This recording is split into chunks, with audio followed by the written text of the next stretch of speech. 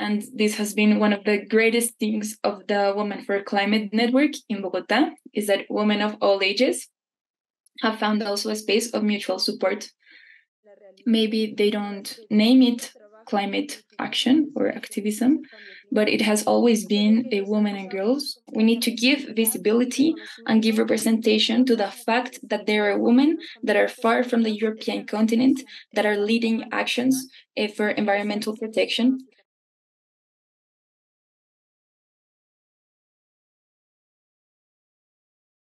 Las mujeres siempre han estado en los temas de cambio. So women and girls have always been involved in climate action and in environmental defense, even though maybe they don't always know it. They don't know the name that of climate action. They don't know that they're involved in it, but they have always done practices of land stewardship, of defense of rivers, peasant and indigenous women.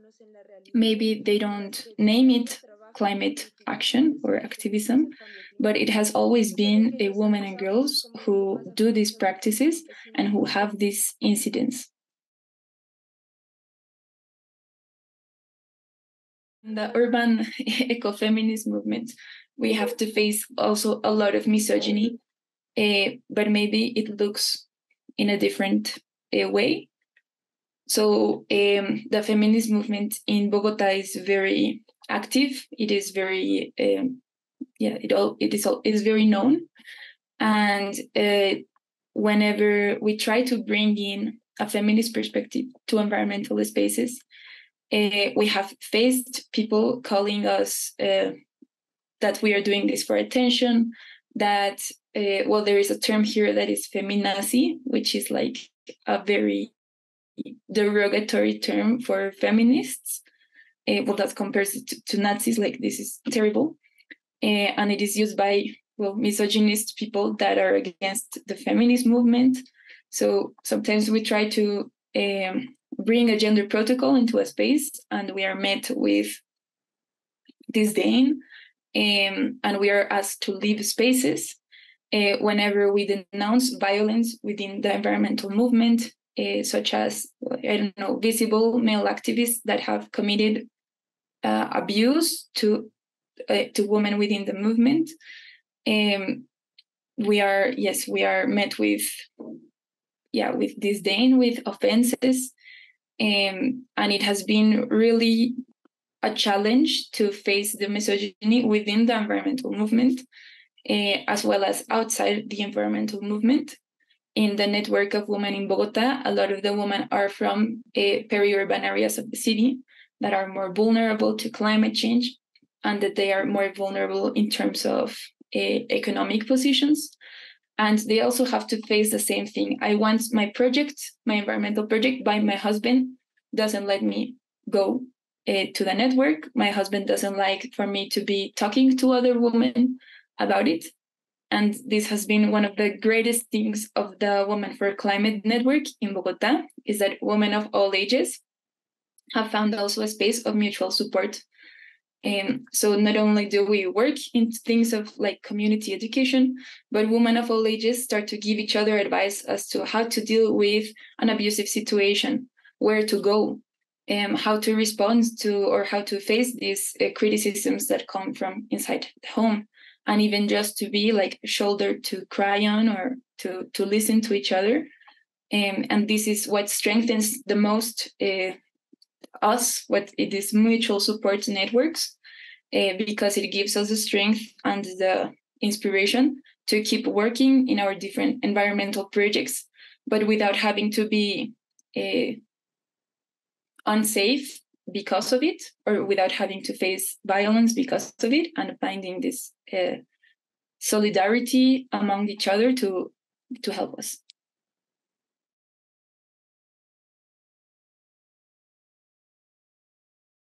First, I will answer in terms of what it looks like in urban areas.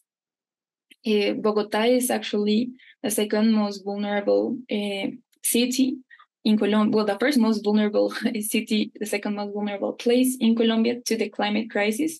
And this is mainly due to food security. And what does this mean? That one of the biggest things surrounding the city that is an effect of the climate crisis is landslides. And this is due to an increased precipitation, more intense rainy seasons, and more intense drought seasons as well. And these landslides can blockade the access of the city to food products that are that are made, that are cultivated in the outskirts of the city, or in the departments that are around the city, that are our food dispensaries, basically. It is also important to note that in Colombia, 8 out of 10 of fresh produce that we consume are planted and cultivated by women peasants. So our food sovereignty and security also largely depends on women. But these landslides can blockade the access of food to the city. It is a mega city. The population is really large, and we do not have the capacity now to produce the food for people around these areas. We had a bit of experience with what this looks like with the national strike, the Paro Nacional, in 2021, where when the roads were blockaded because of the protest, one of the biggest effects was that food wasn't getting into the city, prices rose, and the most vulnerable people that were not able to access it had to be the ones that were food insecure. And this, the people that were food insecure were twice as many times it was women rather than men, because women have this care role where they not only have to feed themselves, but their children and their family. And usually they are the ones who eat last or who eat least when there is food insecurity. So during the pandemic, there was a campaign in Bogotá where people that were food insecure put red signals, red cloth in their windows, so that with mutual support, we could bring aid to those households.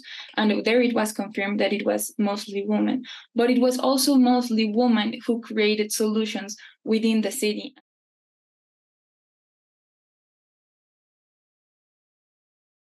Vale, bueno, primero que todo, necesitamos que... So first, we need to decentralize action. We need to give visibility and give representation to the fact that there are women that are far from the European continent that are leading actions for environmental protection, and that they are the ones that need to be heard, and that they need to be put in positions where they can have incidence and have power. And this does not only mean giving visibility to the woman, but also having access to funds and to finance for these initiatives, and having access to guarantees that their incidence is real and in political spaces. We are just one planet that is facing the crisis, and it is a global community, and one becomes a feminist through their own story.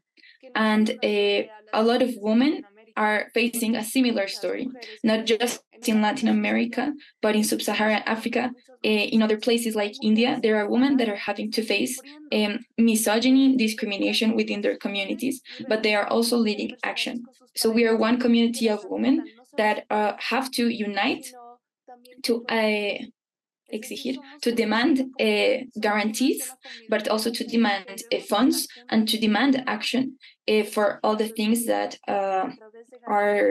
we are facing as women, but also as a planet that has a common crisis.